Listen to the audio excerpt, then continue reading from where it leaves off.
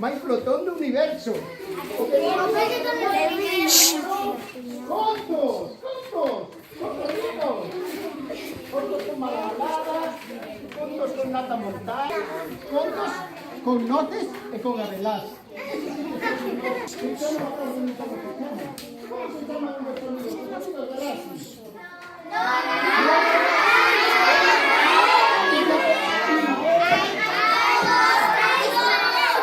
Hay dos.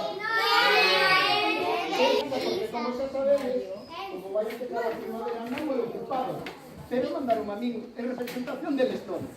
E aquí estou con todos vos. Que vos parece?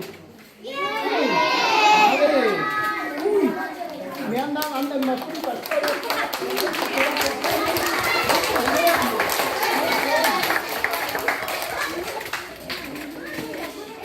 Bueno, pues aquí estoy. Rasi, ¿por qué me llaman a mí Rasi? Porque eres una gloria Con todo, hasta con todos os contos e todas as abelas e todas as notas. Así, Rasi, moi ben. Sabe como me moito estar aquí con todos vos? A verdad, pois que o paso ben. Xa vos teño seguido, durante todo o curso con as lecturas dos libros que tedes e de todas esas cosas que facedes. E aquí estamos, de visita para que vos me coñezades en vivo e en directo. Dadillas gracias a Rasi.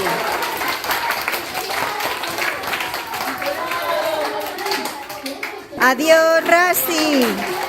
Adiós.